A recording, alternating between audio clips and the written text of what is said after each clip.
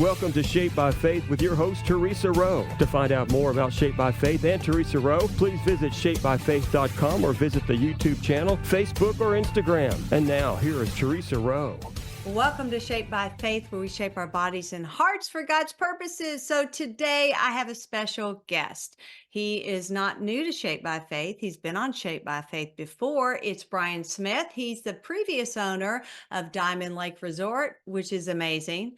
And he is preparing to drive his classic car in the Great Race. So Brian, I'm excited to hear all about it. Thanks for coming on Shaped by Faith. Well, and thanks for asking. And I'm probably more excited than anybody else. You know, it's just a great opportunity, and you know, I can't wait. I kind of, a little bit of me wishes it was already over because you know the anticipation is you know, it's a little loud in my life right now. Oh, I bet it is. Okay, so let's talk about cars, obviously. Yeah, sure. Have you always been a car enthusiast? Gosh, I have. I've been a car guy since before I had a driver's license when I was 16. So, Oh, I mean, you know, I before I was 16 years old and had a driver's license, I already owned 2 cars. really? Yeah, and I've always been into restorations, you know, going back. Well, actually, the car that I'm driving in the Great Race was the very first car that I completely restored. And when I Oh, say wow. completely, that means I did the paint, I did the body work, I did the upholstery, I did everything, the mechanical, everything. It's the first car. And that was in 1987. So I've had that car a long time. So how did you learn to do that, Brian? Is that just something that was in you? Did you learn that from someone? Well, you know, it was actually in high school that I was inspired by my old auto shop teacher, who I will never forget. And he kind of guided me in my life. You know, God puts people in your life for one reason or another. And I get a little misty thinking about my old auto shop teacher because he just passed a week and a half ago. Oh, I'm so But sorry. but anyway, Yeah. he saw that I had potential. He was maybe one of the very few people that saw that potential, and he steered my life because I wasn't headed in the greatest direction.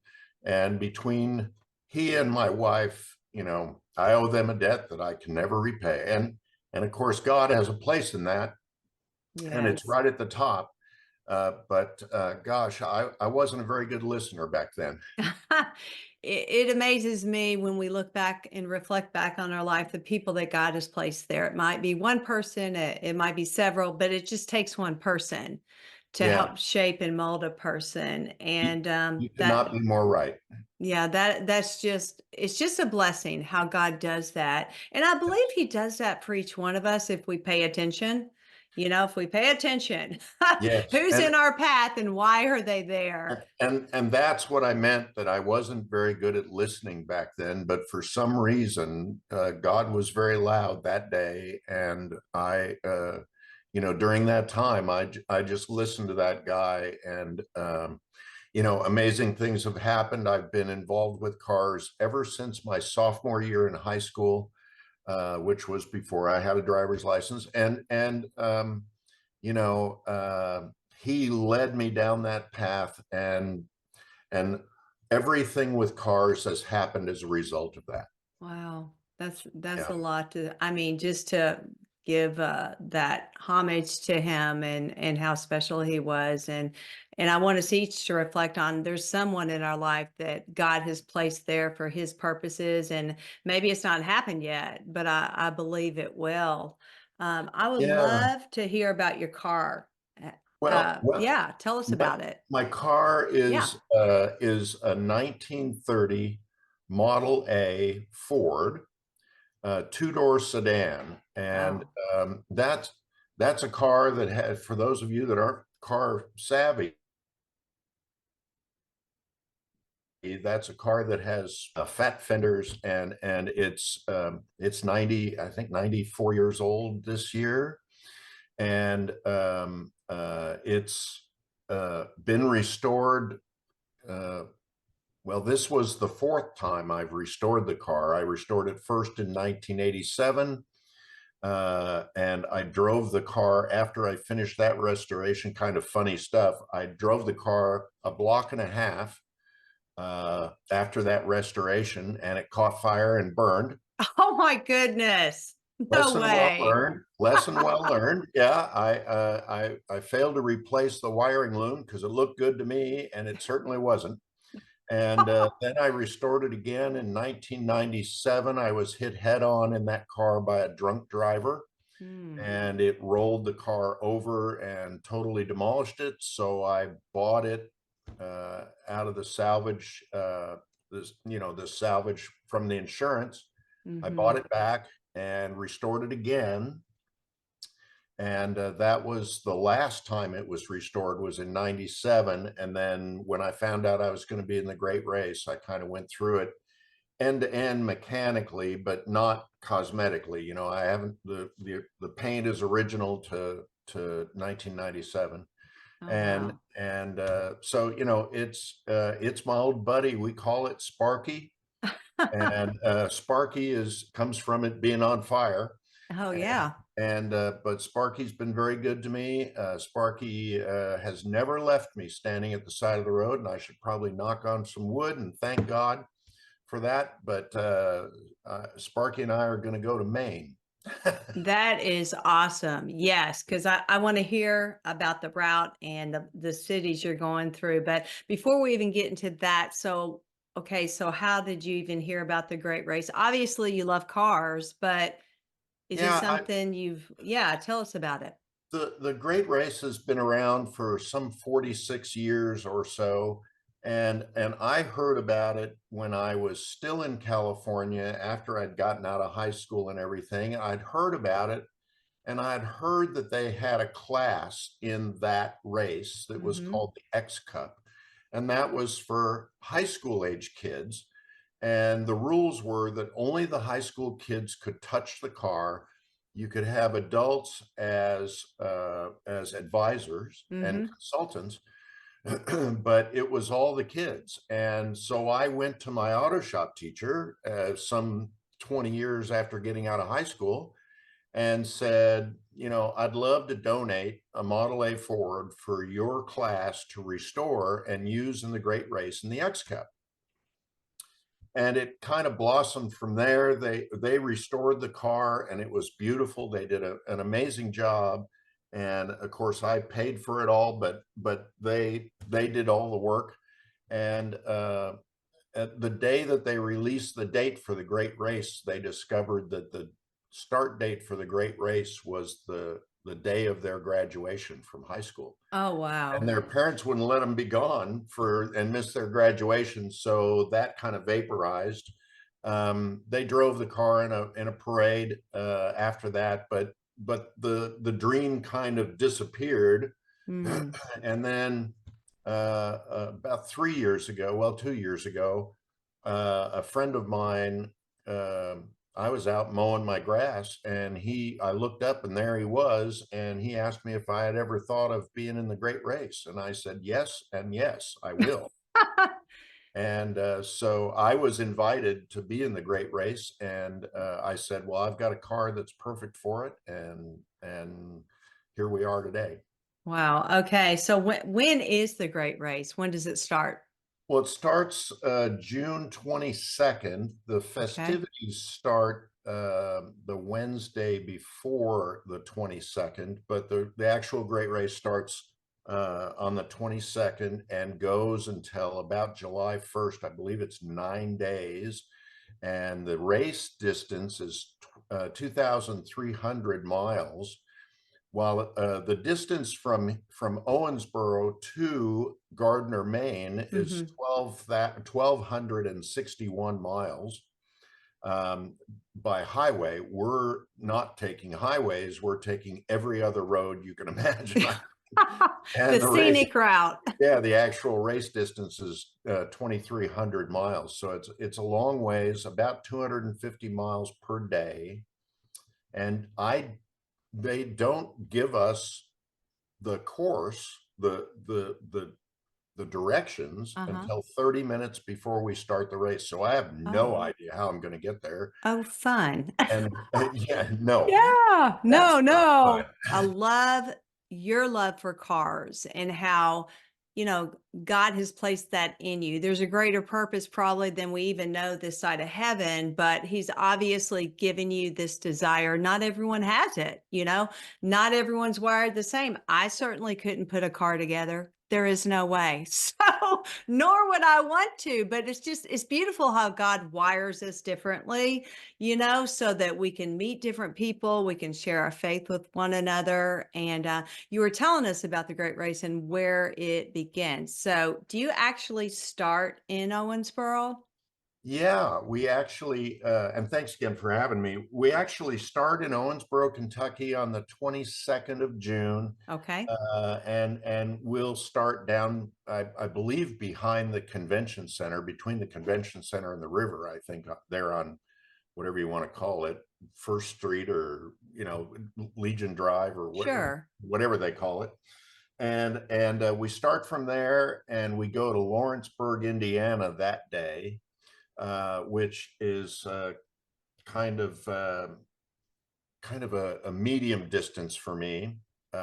So we'll spend the night there.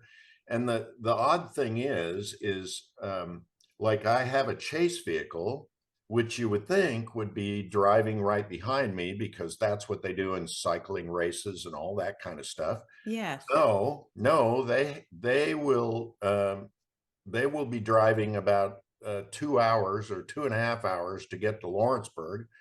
And then they'll sit and wait for me to get there, because I won't get there until 5 in the afternoon or so. And then every night, there's about a 3-hour car show at all of our overnight stops. So it Nice. gives us a chance to meet the public, and maybe that's part of the purpose. Uh-huh. Maybe God has in mind that to use me to inspire other people to do this, or to love things that are old. And I just don't know that, but I'm just going where I'm pointed. And Absolutely. so yeah, so then we'll move on to Marietta, Ohio, where we'll spend the night there. And then Frostburg, Maryland. I've been to Frostburg. I Hmm. actually had lunch there one day, and it's nothing like it sounds, except maybe in the winter. It's absolutely beautiful. And then Gettysburg, Pennsylvania, uh, Nice. famous for, of course, the Civil War battle, and I can't wait to go there. I love it there. And although I'm only there for a few hours, and most of that will be spent sleeping, I hope. So, Um, Brian, do you have a passenger with you, or is it just you? yeah, I do. I have a navigator. I'll be the driver. We Okay. have a title and a very specific task, and I'm the driver. And my passenger is the navigator, and he's a great guy named Scott Howard. And he's local to Owensboro, but not from Owensboro. He lives in Ohio County, and he's a great guy. I love him to death, and hopefully we'll still love each other when we get there. Because Yeah. So you met him. How did you meet him? You've just known him for a while? I met him when I owned the resort. He was a customer there, and we kind of became fast friends. And he's a car guy, and I'm a car guy, so that gave us stuff to talk about. And it just blossomed from there. And he's the guy that showed up when I was mowing my lawn and asked me if I wanted to be in the Oh, Great Race. So okay. so he's handling some of the expenses, and I'm handling some of the other expenses, and we're hopefully going to win the class and get paid back for most of it. Well, I hope you do. So, okay, tell us about that. Like competing, how many people will leave from your area? And are there people from other areas as well? Like, how does this work? Do you all start at the same time? Do you start in the same city? Do you start in different cities or Yeah, Yeah. all real good questions. So we all start from the same place. There will be I believe in this race, there's 130 vehicles that are registered. I thought it was going to be 120, but I heard in a Zoom call the other day that it's 130, and it is made up of international personalities from all over the world. I know there's some people from England and some people from South America and a couple of different places in Europe, a couple of European countries, the Netherlands and things like that. And they all convene this year in Owensboro, Kentucky. Last year it was from Florida to Colorado. This year it's from Owensboro to Gardner, Maine. And one of the things that the race is absolutely most well known for is the camaraderie Mm. between race teams. In other words, if you know, Model A Fords are fairly common in the Great Race, and you know, if your car breaks and you need a part, chances are one of the other teams has it, Mm. and we'll just lend it to you and say, give it back to me when you're done with it. Well, And that's nice. yeah, there's just such wonderful camaraderie, and you know, which is a blessing all unto itself, because I'm looking forward to making a bunch of new lifelong friends. I'm sure you will. Okay, let's talk about spectators. Will there be people along the route that know you're going on that route? Yeah, in fact, they warned us about that because Really? yeah, they did.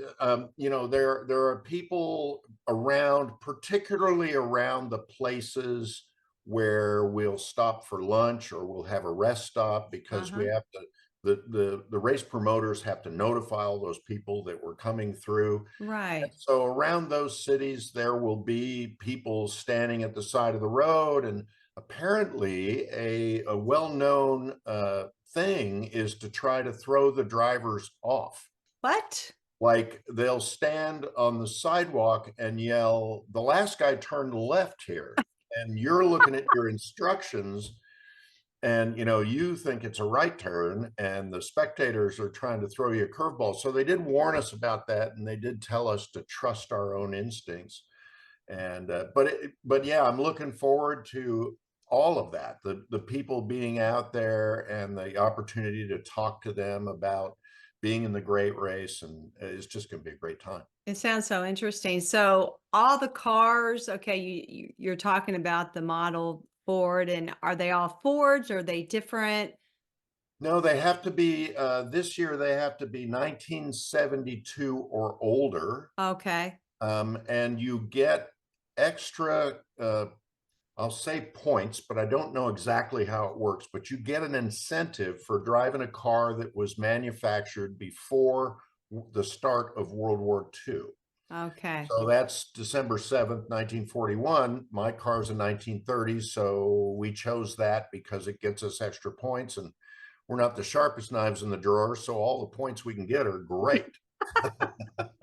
Absolutely. But Are there are all different makes and models of cars. If you are a car person or just like looking at old stuff, by gosh, try to be there on the 22nd if you're local to this town, and see them all off, because there are some amazing pieces of machinery that you will see leave, and you'll be scratching your head going, I wonder if that one's going to make it.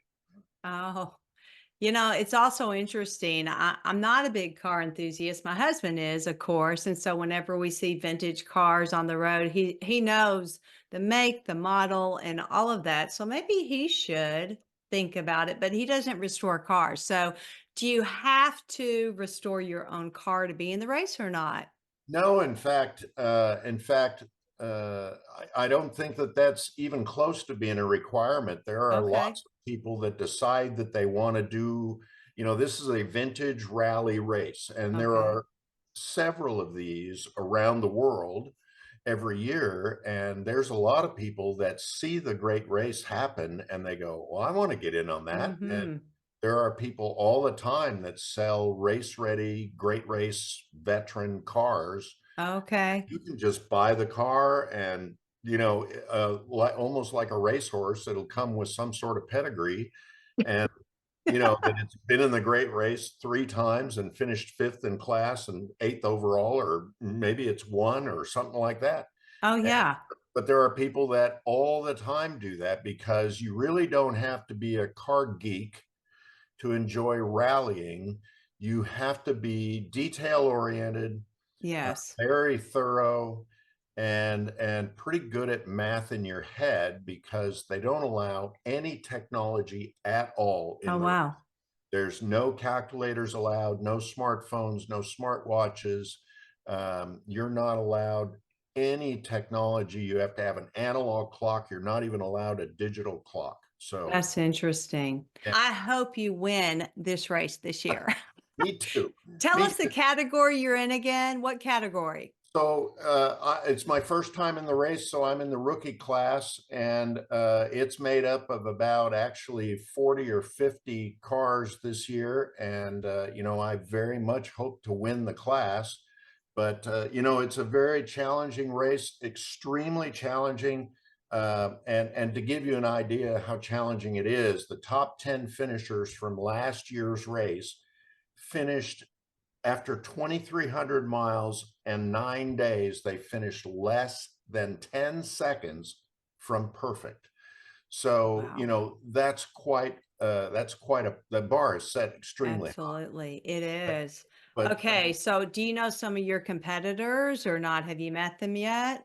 Well, I've met a couple of them through the Zoom calls, but I've not become friendly with them, because I'm not certain which ones are with me and which ones are against me. But Yeah. I have a mentor that's been assigned to me, and he has been an absolute blessing and a godsend to me, because he has made things clear that I never thought would be clear. And Louisville, and he's a great racer for a long time. Oh, So, okay. So they assigned someone to you through the race? yeah, when you're a That's rookie, nice. it's such an intense environment that they Yes. assign you a mentor who's been through it a million times, and they kind of take you by the hand and just walk you down the path and help you prepare for what's ahead. And I would not want to do this without that mentor. That's very nice. Okay, so talk to us about how you prepared yourself, like spiritually, mentally, physically, emotionally, all those things. Yeah, well, of course, I pray every day, and Hmm. every day's prayers change a little bit, because most days I'm grateful for what I have, and some days are more challenging, as everybody goes through. And so I've just kind of added my participation in the great race to that list of prayer, and I pray every day just for a safe trip, that the car survives, and that we survive, and that we do as well as we can. And that's all we can do. Is all we can do is all we can do. I kind of say that a lot. Right. But as far as mentally, I'm trying. I'm 69 years old, but I'm trying to stay mentally focused, mentally fit, and Hmm. I'm trying to. My wife and I, who looks half my age, but she and I try to walk as much as possible, just to keep our chops up and be able to move. And aside from that, I just have to kind of take it as it comes. Right. Um, but I feel blessed to be financially able to do this race. Not that it costs a bloody fortune, but it is not for the faint of heart. You Right. just kind of, they say if you want to make $1 million in racing, you start with $15 million. Oh, I bet. So, I'm just doing what I can and putting one foot Right. in front of the other. So how can people follow you? Can they follow you? Is there somewhere online where they can say, "Hey, this is what Brian did today," or I mean, is there any way to follow other than being in those different cities that you're going to be driving through? Well, the Great Race has a website, and it's Okay. called greatrace.com, Mhm. not thegreatrace.com, just greatrace.com. Okay. And of course, they post updates daily. But if you want to be more personal about that and keep track of that guy that's from Owensboro, Yeah. my wife and family will be posting on Facebook.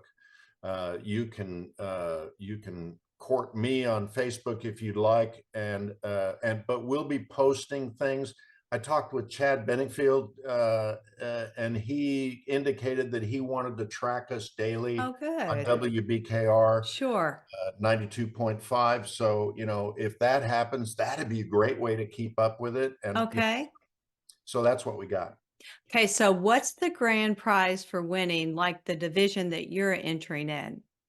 Well, the grand prize is $50,000. That's for the best person out of everybody. And my Okay. my prize for winning the rookie class is $10,000, Ah, which pretty doesn't good.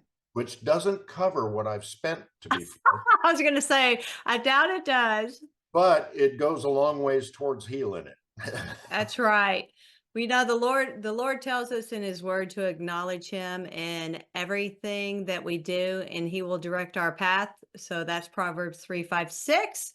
So I will pray that verse over you and those that are helping you, that God will direct your literally direct your path, give Yes. you direction. I've been in races before, not like you're doing, and not car races, but running races where you didn't know where you were going. It was an adventure race, and that made me so nervous. Yeah. And it's funny that you said people will try and throw you off course. They did the exact same thing in this race, and I'm like, are you kidding me? And so you've got to have that, stick with that gut instinct that you have, okay? Yes. Because Yes. that will serve you well. Is I there any will. parting And words? Like, and God is my true navigator. that's And right. while I love my partner Scott Howard, who is my navigator in the car, my navigator in my life is the good Lord. Amen. Amen. Good words to part with. Well, we will be keeping up with you, Brian, and we wish you great success. And you're a winner. Okay. You're a winner. I sure hope you're right.